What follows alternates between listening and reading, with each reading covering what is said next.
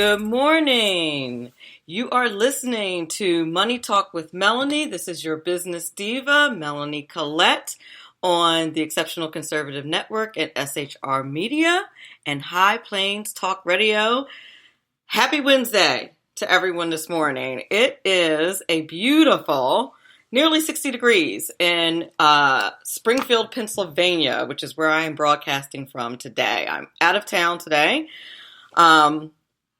But it's beautiful outside, and of course, when it is beautiful outside in February, that means we have a pound of snow on the way. At least that's what it means when you live on the East Coast. So, so that's what's about to go down on the East Coast. I heard we're getting tons of snow. There's going to be school closures and et cetera, but not for me because I'm no longer a teacher. A public school teacher anyway. All right, so we have a lot going on. I have a lot to cover, so let's get to it. First of all, we have a very special guest this morning, the one and only Eboni K. Williams, Esquire. She is, if you don't recognize the name, you will certainly recognize the face. She is a legal and political analyst and Fox News contributor. She's on Fox regularly as a Fox News contributor, and she's on Outnumbered pretty regularly, as well. What else do I have to tell you? Also, if you would like to attend a very important event going on this weekend, the Black Republican Trailblazers Awards weekend. It's on Saturday, February 11th and 12th. It's at the JW Marriott Hotel, 1331 Pennsylvania Avenue Northwest in Washington, D.C. The Exceptional Conservative Network would like to give you VIP access to this historic event. It's going to be a fantastic event. This year's awardees include Gerald Boyd Sr. He's the president of DB Consulting in D.C., Maxine Blake, an Ohio civil rights icon out of Akron, Ohio. Alan Inman, the president of Global Peace Foundation out of New York. Richard Finley, COO of the Finley Group out of Birmingham, Alabama. Robert Wallace, the CEO of Bith Group Technologies Incorporated out of Baltimore, Maryland. Reimagining the Dream is this year's theme for this important event. We want to celebrate by giving you VIP access, which includes a VIP reception and panel discussion with the honorees on Saturday, February 11th at 6:30 p.m., and the prestigious Black Republican Trailblazers Awards luncheon on Sunday the 12th. This is a very, very valuable ticket. You really want to get in on this. We have 8 tickets. The first 8 persons to register for VIP access tickets for themselves and a guest to attend the VIP reception and the prestigious award luncheon. Register today.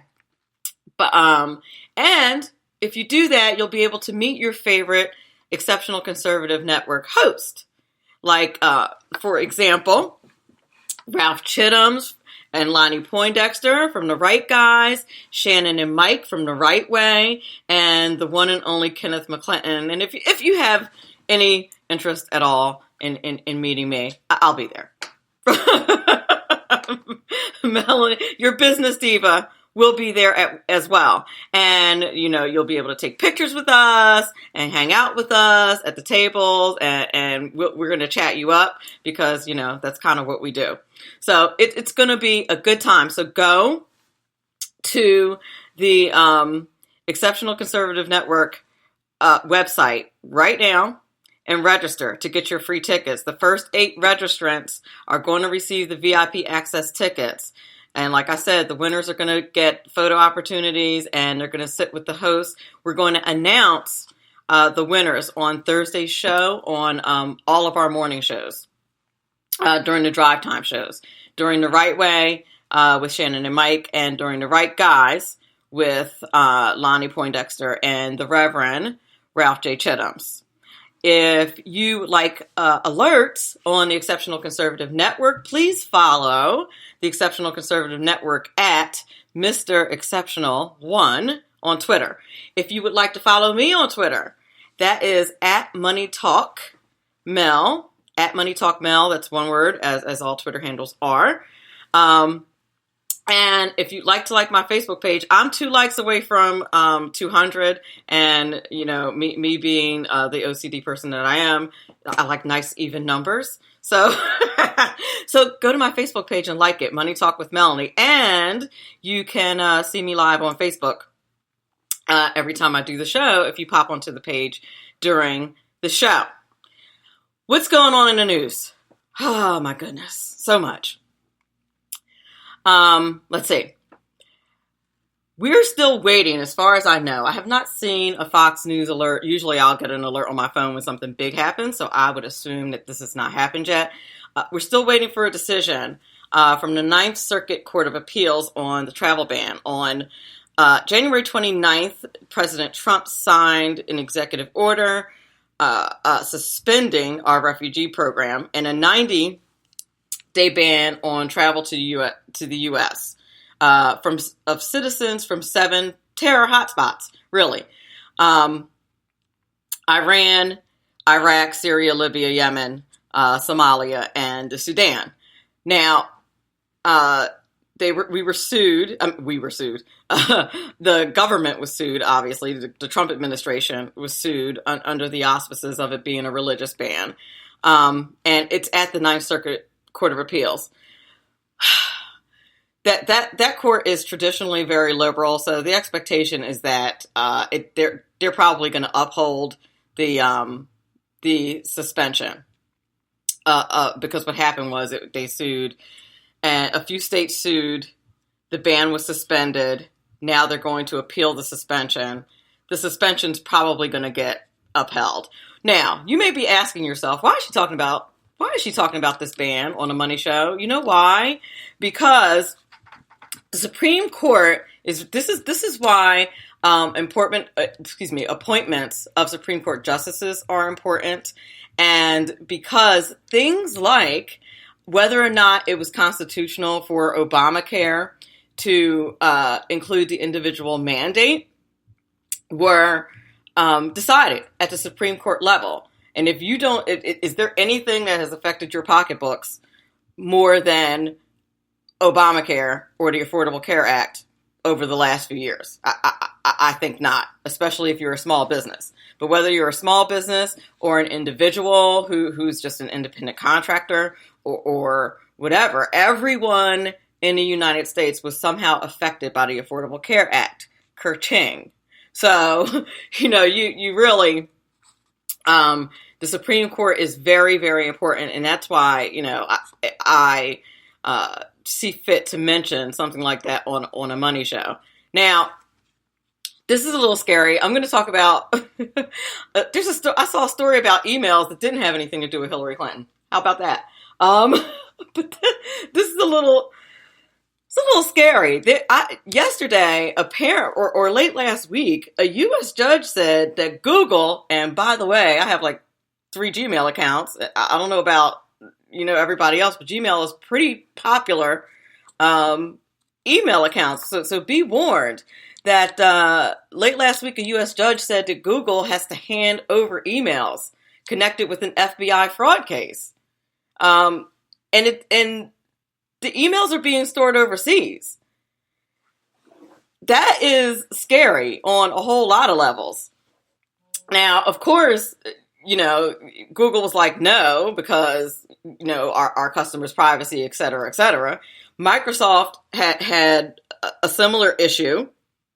And, their lawyers said, you can't do that. You're reaching beyond the borders of your authority. And they were, in my opinion. And they won. Well, Google lost. I guess Microsoft had better lawyers. I don't know. But that's something we might want to keep our eye on. I mean, I'm a little conflicted on that, to be honest. But because there's some cases where I'm like, yeah, give up the emails. You know what I mean? Like in cases of terrorism and stuff like that. I'm all about the white hat and give up the emails. But then like when it comes to, I don't know, fraud cases, I'm just like, well, private companies should keep track of their own fraud. I don't know. But anyway, we're coming up on our first break. When we come back, we will have Ms. Eboni K. Williams, Esquire, on. And believe me, I'm going to be asking her about the legal implications of all of these things. We'll be right back in a few moments. Aviating Zeppelin. He's big-footed enough radio shows to last a lifetime, courtesy of Sean, Clint, Ken, and Josie Joe. Now it's time for him to waddle on his own 2 feet via the glorious SHR Media. Gird thy loins for the bloviating Zeppelin's Berserk Bobcat Saloon, coming soon to obstacles near you. Excelsior.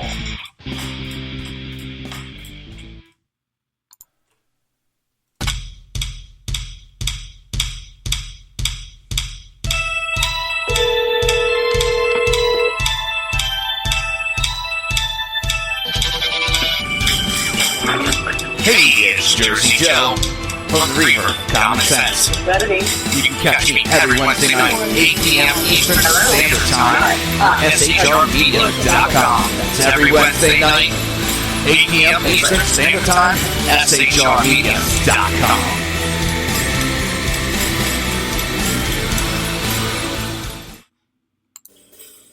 The best late-night conservative talk show in America. Package Radio, and listen, there are no people better on the air to give you the best conservative talk than Sackhead Sean and Sackhead Clint. And we're working on integration papers for certain other guys that have to work here too. For those who tune in around the world to the best late-night conservative talk, Package Radio. The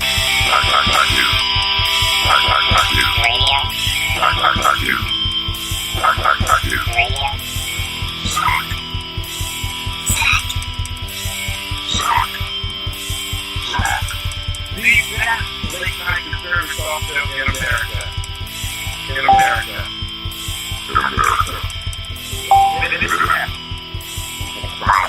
And in this web was a large, I'm pretty sure it's the biggest spider I've ever seen. Okay, we are back. You are listening to Money Talk with Melanie. This is your business diva, Melanie Collette, with the Exceptional Conservative Network.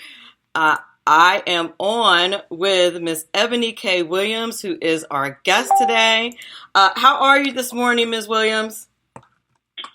I'm fantastic, Melanie. Thank you so much for having me. Thank you so much for being on the show today. It is just such a pleasure to have you this morning.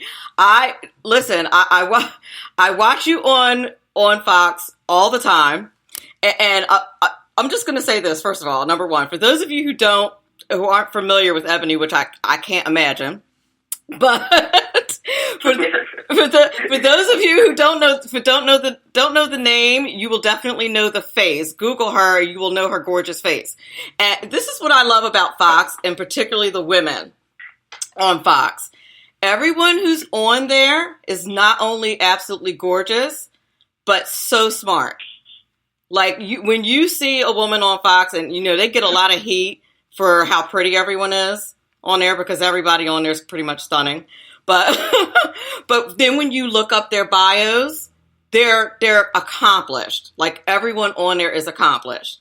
And quite frankly, when I see a woman of color on Fox, I gotta go look and see what's up. You know what I mean? You know what I mean? And Miss Eboni Williams, Of course, yeah. You know what I'm saying? Because listen, and I don't know how anybody's going to take this, but there's obstacles. I don't care how gorgeous you are. If you're a person of color, there's obstacles. And so when you are in that arena and you're a person of color, you've overcome some obstacles to get there, is all I'm saying. And you're pretty special, is all I'm saying. I appreciate you saying that, Melanie. That's so kind of you. And yeah, I think it's actually an important note, because I think as women, particularly women working in this particular media industry. You know, it's television in particular, it's a visual medium. You know, the aesthetic matters, but, you know, I always say it might get you through the door, but it won't keep you there, you know, so that's where you have to have your credentials, your substance, your ability, your credibility, being consistent, at all times, you know, cause that's really what's gonna make or break you, in every industry. And let the church say amen. So Miss Williams, as I was doing a little background research on Miss Williams here, accepted and enrolled to the University of North Carolina at Chapel Hill at the age of 16. Really? Yes, I was quite a geek. And yes. Yes. You're guilty as charged. where she received her Bachelor's of Arts degree. Eboni has a BA in Communications and African American Studies from University of California at Chapel Hill, and her JD from Loyola University in New Orleans. Yes. Okay, College of Law. Yes. I was like, I wasn't surprised that your resume was healthy. I just wanted to know what it was because I knew it was something. But I wasn't expecting. Yeah. I wasn't expecting accepted and enrolled to University of North Carolina at age 16. That I wasn't. That I wasn't expecting. I was like, okay, wow. Okay. But, yeah. Yeah, you know what? I was just, a really geeky, kind of nerdy kid. I'll make no apologies about it. It's as nerdy as it sounds.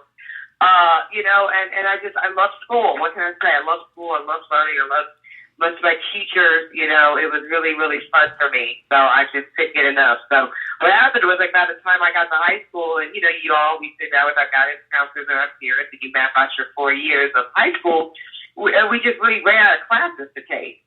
So we kind of just made a decision, the three of us, we'll just do it in 3. And so that's what happened. And then at 16, I just was fortunate to get a scholarship, an academic scholarship to Chapel Hill, and that was a dream come true, because I came from a single mom. She had no college savings, so it was really by virtue of my academic scholarship that I was able to fulfill my dream of being a graduate of such an esteemed university like Chapel Hill. So it's, really to God be the glory, because he works all things out in his favor. So absolutely, and let the amen.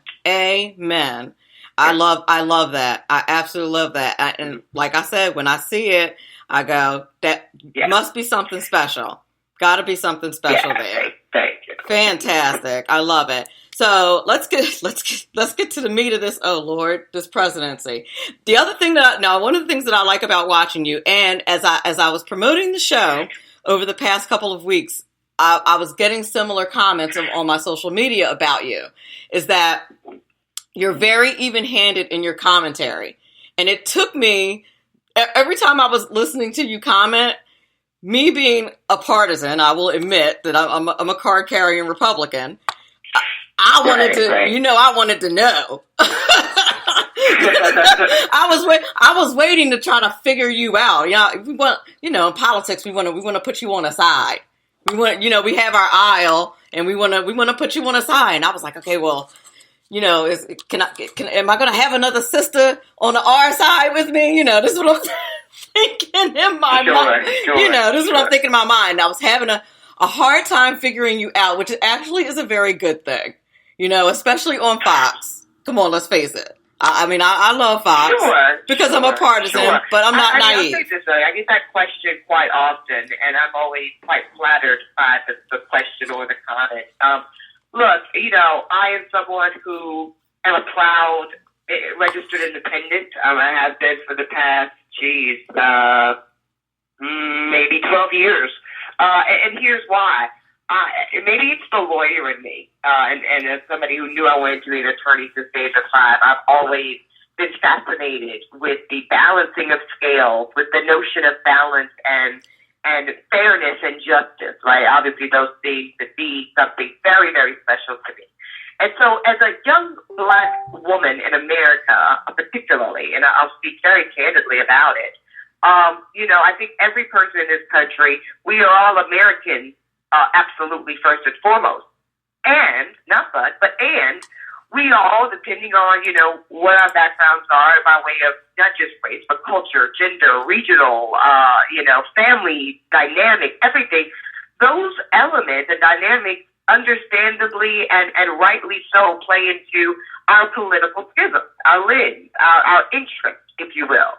And I'm someone that full-heartedly believes every American is best served by, if we're going to have this two-party system, but both parties, so to speak, have to be healthy and robust and really competitive for every vote, for every man and every woman and every race and every creed, right? So I am an independent for that reason, because I am all about the robust debate and the adversarial nature and all that stuff going to play, so that in every election, Melanie, when I go to cast my vote and every American goes to cast his or her vote, we can look at the best of all our options.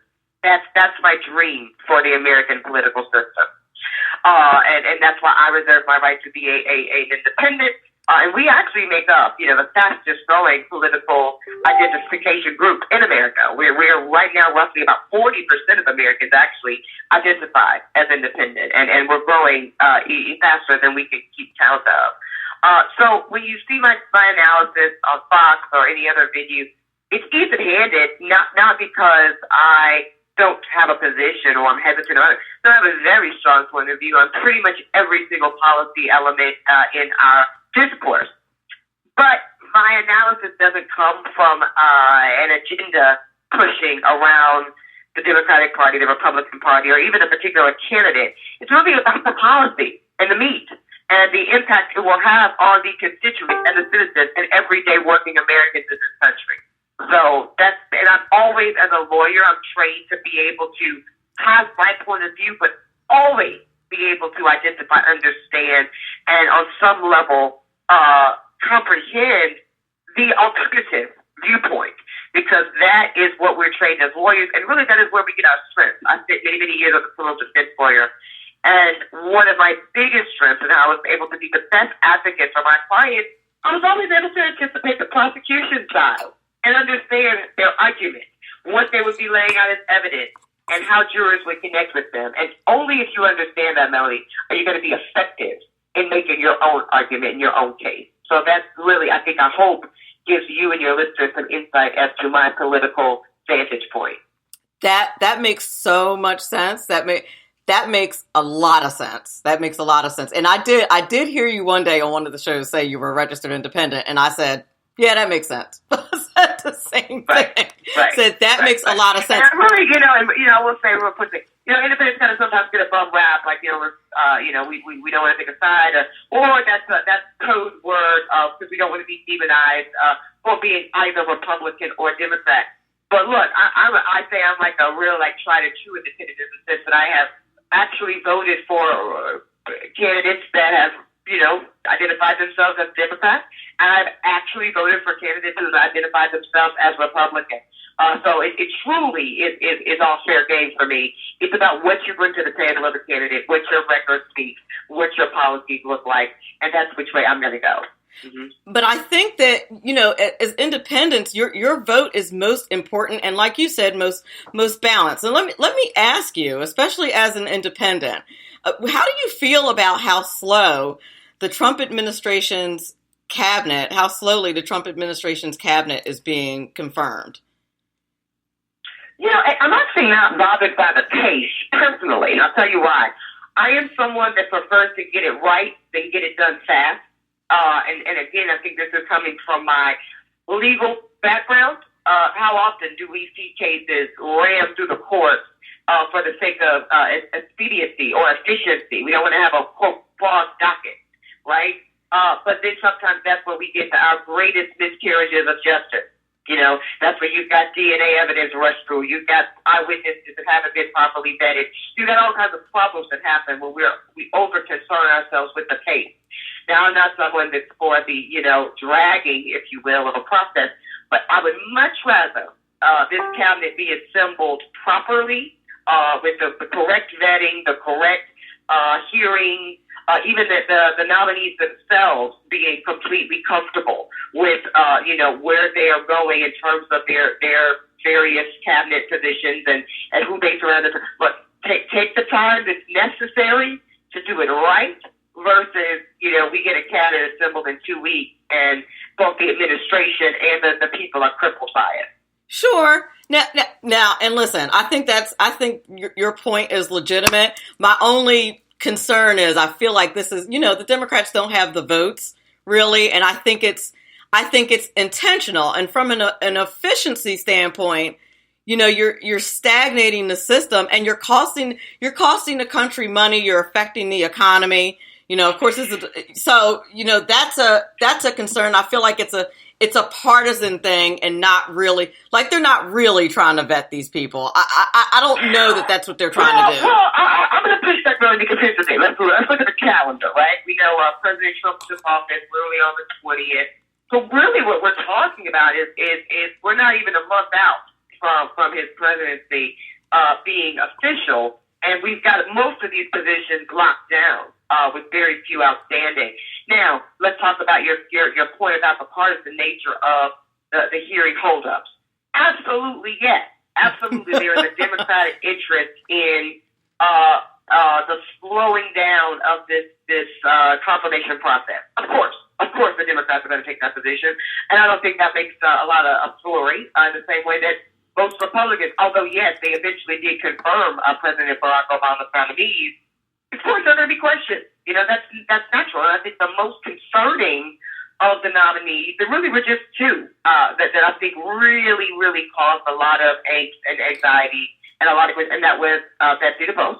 Right. And then, of course, Senator Sessions. Right. And I said on Brett Baer's show a month ago that you could pretty much take it to the bank that those were going to be the two nominees that the Democratic Party would spend their ammunition on.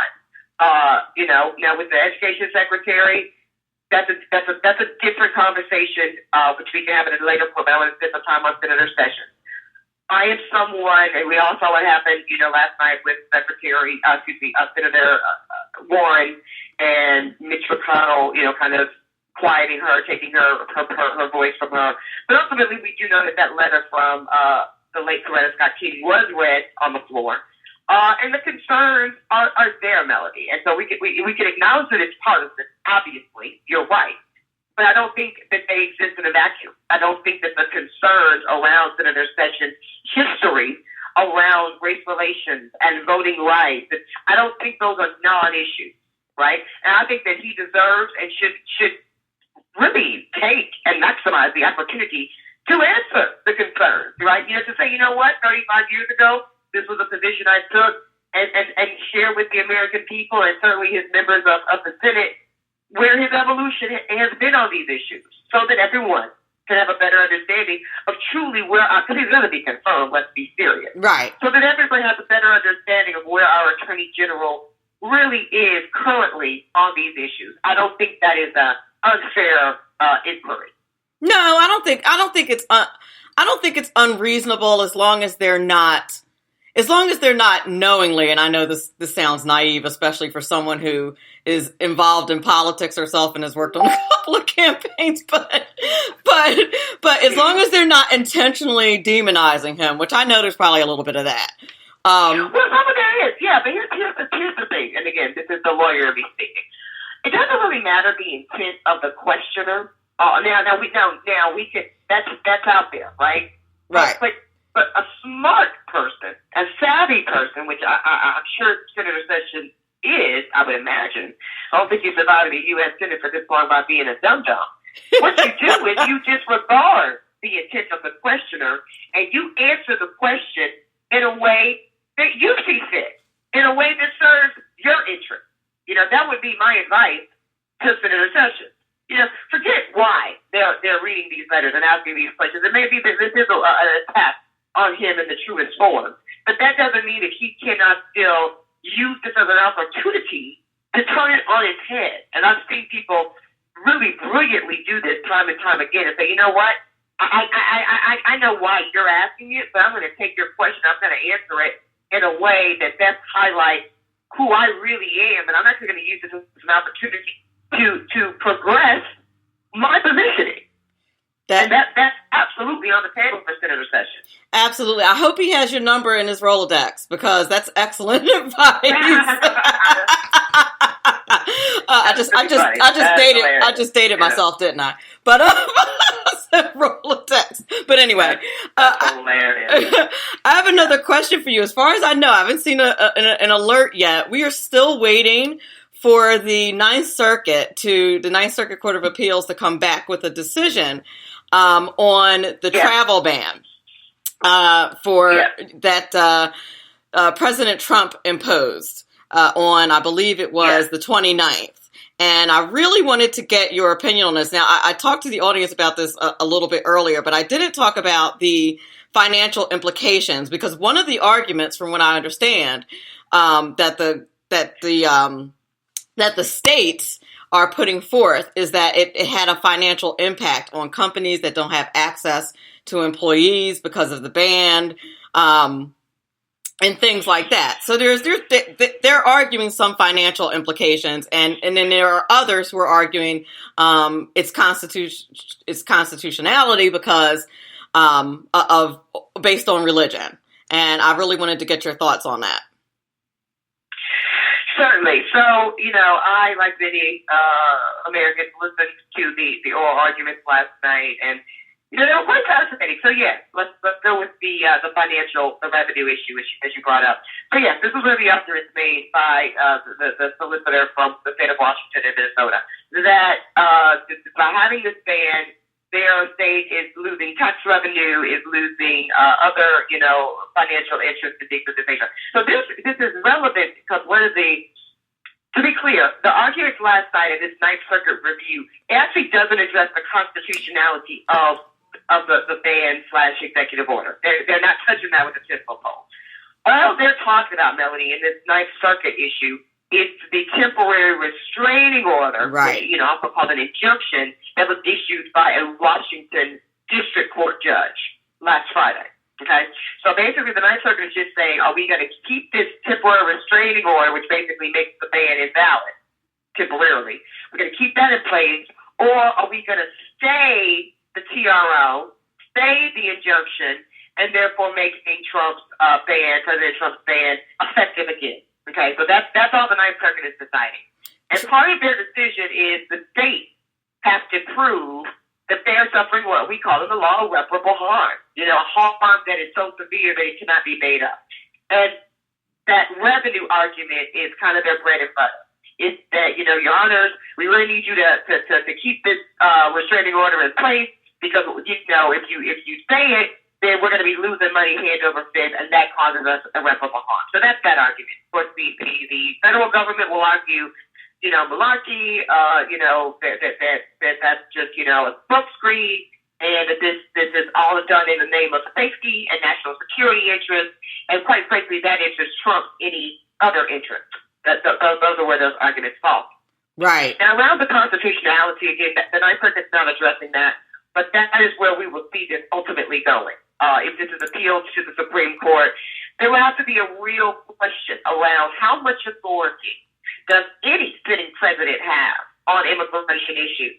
And if ultimately his evaluation, his or hers, whoever the president is their evaluation around national security interests and who is a threat to that and who isn't, and how they decide that, is that even up for review? Is that even subject to judicial review?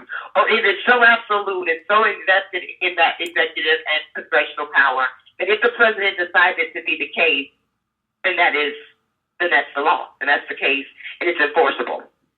Absolutely. So as a legal scholar, I got to tell you, fascinating question. I really can't wait to see how it all plays out, because it's going to give us complete guidance going forward around presidential power limits, congressional power limits, and ultimately how we view the balance. Again, here's that point again. The balance between equal protection, establishment clauses, and all of our kind of traditional rights around freedoms of religion and this and that, but also weighing that against these all-important public safety and national security concerns. Fascinating. Absolutely. We are up against a break, but when we come back, I want to ask you what you think is going to happen. We'll be right back in a couple of minutes.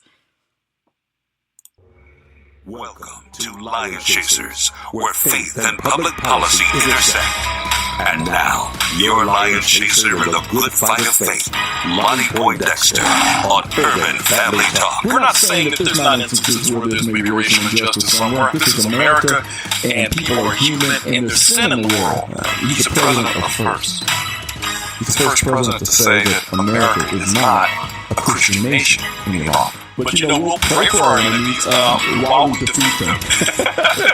You can't blame Trump for messing up the city. There has not been an elected Republican in the council of Baltimore City in 50 years. And the co-captain's chair with me today, Reverend Ralph Chittums. What's happened is the social justice movement has now been hijacked by a godless movement. Don't be bamboozled, ladies and gentlemen. Frederick Douglass was a gun-toting conservative. It's not a black or a white issue. It's a God versus anti-God issue. Now, I know those would say, well, it's all rigged. It's all a game, Lonnie. Because I get that a lot. And they're the crew that has the bags packed at the train station waiting for Jesus to come back. You're going to be here in a minute. Oh, train went by. Another train. No, it wasn't Jesus. But he's coming. Meanwhile, Rome is burned. The host of the Black Man Thinking radio show. Welcome to the show, Sammy Levy. Good morning, Lonnie. How are you? The core issues to bull elephants are in the home. We got to do away with the entitlement programs and the things that hamstring us. And that's where the conservative viewpoints really resonate for my generation. I want to welcome to the show the host of the Exceptional Conservative Show, and that's my brother Kenneth McClinton. Welcome, brother. Lonnie, it's an honor and privilege always to be with your ever-expanding audience. Let your listeners be Lion Chasers with Lonnie Poindexter. If Lion Chasers sounds right for your station, contact Will Addison by email. About 10 minutes. at afa.net.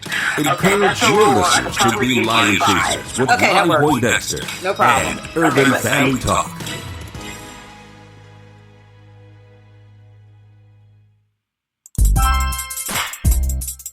Good morning. I'm Michael Wright. And I'm Shannon Wright. Okay, folks, that's not how it goes. I think I'm Shannon, and you're Michael. Yeah. Okay. We are The Right Way with Shannon and Mike. Join us from 7 to 9 a.m. Eastern Time Live on SHR Media, and on TECN. where we'll be talking about all kinds of things. From sports and politics The food and entertainment, to money family, and anything else in between. community, holidays, all kinds of things. It'll be great. Join us from 7 to 9 a.m. Eastern Time. Power brokers use corrupt politicians, deceptive Islam, and lies from establishment media to turn the once shining city on a hill into the city of the blind. What do the elites fear? One man with a cane. I'm Dave Miller. Join me at SHR Media, High Plains Talk Radio, Spreaker, iTunes, and YouTube for a different kind of commentary on the unpleasant blind guy. Because truth is not always pleasant. You are listening to the Exceptional Conservative Network. For more information, go to www.theexceptionalconservative.com. Okay, good morning. We're back. You're listening to Money Talk with Melanie. This is your business diva, Melanie Collette. My guest today is Ms. Eboni K. Williams, Esquire, from Fox. She's a Fox News contributor, and she's on Outnumbered occasionally. And we are sitting here talking today we were actually talking about the pending Ninth Circuit Court of Appeals decision that's coming down. And as Eboni pointed out before the break, with what they are making a decision on is actually whether or not the suspension of the ban is valid. Did I say that correctly, Eboni? That's correct. That is correct. That is correct. Do you have a prediction for that? I do have a prediction. We kind of discussed this. Myself and my esteemed colleague Kimberly Guilfoyle talked about it on the O'Reilly Factor last night. Yes. My prediction, the Ninth Circuit is, notoriously very liberal leading, Federal Circuit. There's no surprise there. Yes. So we've got, on that court, you've got 3 judges that heard that argument. You've got 2 that were appointed by different.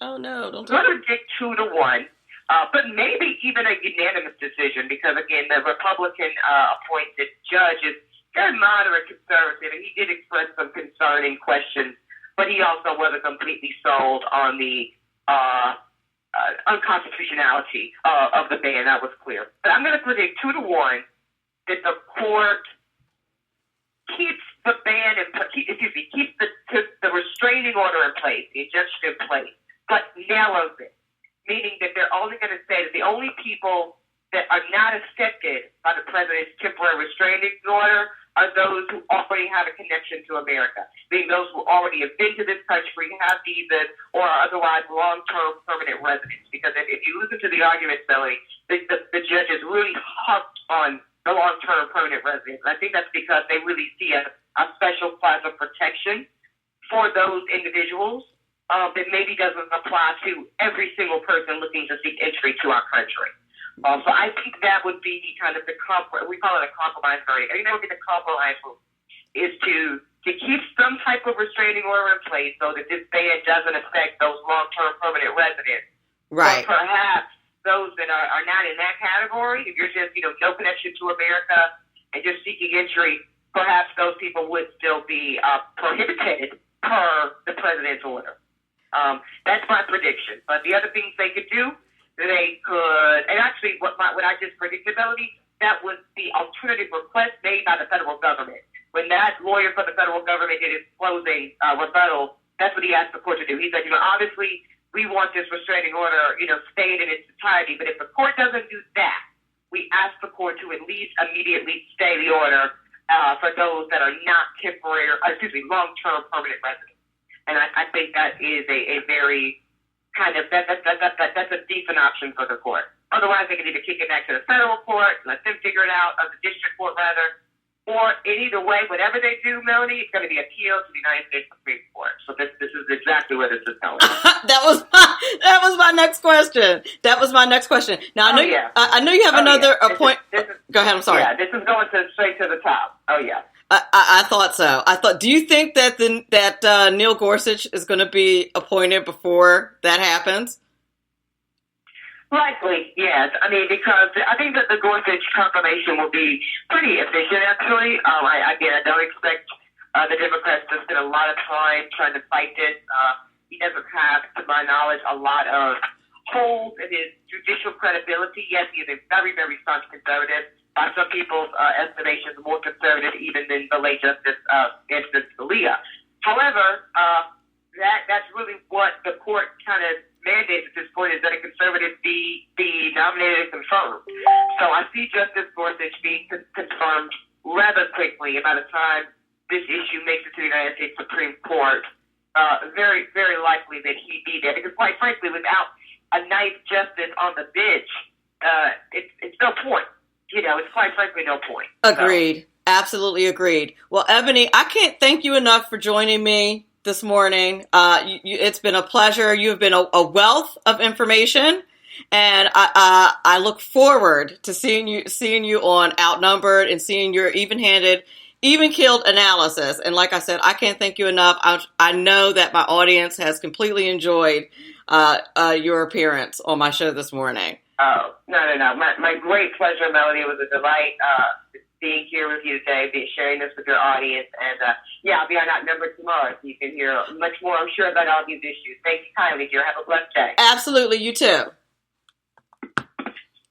We're going to go into another commercial break. We'll be back in a few minutes. Good morning. I'm Michael Wright. And I'm Shannon Wright. Okay, folks, that's not how it goes. I think I'm Shannon, and you're Michael. Yeah. Okay. We are The Right Way with Shannon and Mike. Join us from 7 to 9 a.m. Eastern Time. Live on SHR Media. And on TECN. Where we'll be talking about all kinds of things. From sports and politics. To food and entertainment. To money. Family. And anything else in between. Community, holidays, all kinds of things. It'll be great. Join us from 7 to 9 a.m. Eastern Time. The bloviating Zeppelin. He's Bigfoot in enough radio shows to last a lifetime, courtesy of Sean, Clint, Ken, and Josie Joe. Now it's time for him to waddle on his own 2 feet via the glorious SHR media. Gird thy loins for the bloviating Zeppelin's Berserk Bobcat Saloon, coming soon to obstacles near you. Excelsior.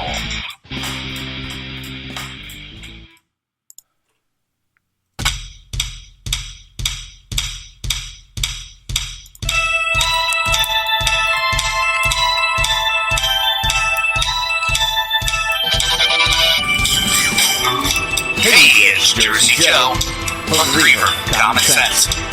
You can catch me every Wednesday night, 8 p.m. Eastern Standard Time on SHRmedia.com. That's every Wednesday night, 8 p.m. Eastern Standard Time, SHRmedia.com.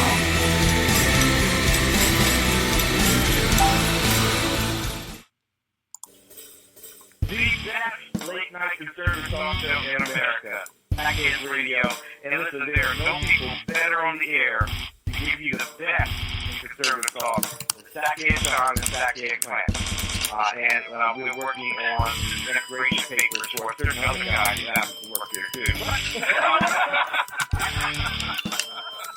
For those who tune in around the world to the best late-night conservative talk, Package Radio.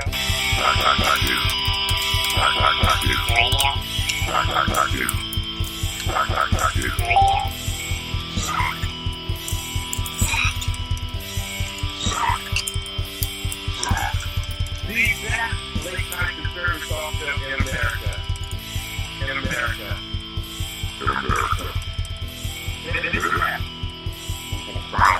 And in this web was a large, I'm pretty sure it was the biggest spider I've ever seen. From the war front to the streets of our nation's capital, men of faith, Dr. Michael Jones, the underground professor, and Kenneth McClinton, the exceptional conservative, bring both constitutional gravitas and spiritual perspective on today's issues to the most influential Christian urban talk show, 9:05 p.m. Eastern, Thursdays. It's a new day on New Day, Black and Red. Good morning. We're back. You are listening to Money Talk with Melanie. This is your business diva, Melanie Collette, on the Exceptional Conservative Network and SHR Media and High Plains Talk Radio. We had Ms. Eboni Williams, Esquire, on earlier. She just completed her interview with me. Excellent information on the decision of the the Ninth Circuit Court of Appeals, whose decision we're waiting on whether or not to stay the travel ban that President Trump has issued via executive order. So we're still waiting on that. As far as I know, that decision has not been made, but she was an excellent guest, and I hope everyone enjoyed her appearance this morning. I want to remind everyone of what I said at the outset for those of you who were not on or maybe joined us late. There we are running a little, not a contest, that's the wrong way to put that, but we have an opportunity for our listeners to attend a very, very special event that's being put on by Black Americans for a Better Future. The 5th annual Black Republican Trailblazer Awards weekend is this weekend, February 11th and 12th, at the JW Marriott Hotel, which is located at 1331 Pennsylvania Avenue, Northwest in D.C. The Exceptional Conservative Network wants to give you VIP access to this historic event. And what do we mean by VIP access? Do you want to hang out with the popular hosts of the Exceptional Conservative Network? We're talking about the one and only Kenneth McClinton. We're talking about the estimable Reverend Ralph J. Chittims. We're talking about Lonnie Poindexter. We're talking about Shannon and Michael Wright from The Right Way. And, also me. I'll be there if you want to hang out with me. Your business diva will also be there if you would like to hang out. There'll be, of course, photo opportunities, and you can hang out with us during the luncheon, and it's going to be fantastic. What do you have to do to take advantage of this opportunity? There's only 8 tickets for this opportunity, and like I said, you're going to get VIP access. The theme this year is reimagining the dream, and the honorees are Gerald Boyd, Maxine Blake, Alan Inman, Richard Finley, Robert Wallace, and Robert Wallace. So you want to attend this very important event. So in order to do that, you want to go to the Exceptional Conservative Show website.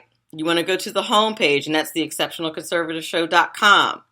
You want to go there and be one of the first 8 registrants. Now, I announced this at the beginning of the show, so you want to make sure, if you haven't done so already, try to be one of the first 8 to get a ticket. And the winners are going to be announced on Thursday during the 2 drive time shows, which is the morning show, The Right Way with Shannon and Mike at 7 a.m., and then The Right Guys with Lonnie Poindexter and Reverend Ralph J. Chittum Sr. at 4 p.m. Would you like alerts about all of the shows on the Exceptional Conservative Network? Then follow us at Mr. Exceptional One on Twitter. If you'd like to follow my show, you can follow me at MoneyTalk Mel on Twitter, and also like my Facebook page at MoneyTalk with Melanie. Before I go, I want to make sure that I thank Black Americans for a Better Future and its founder, Raynard Jackson, for sponsoring the contest. The contest ends today at 11:59 p.m. Eastern Standard Time, or at the time that we get all 8 of our winning registrants. Thank you so much for listening to the show today. Thank you for everyone who is in the chat room today. I look forward to seeing you. I look forward to speaking with you again on Friday. Remember, the reason this is important is because it is your money.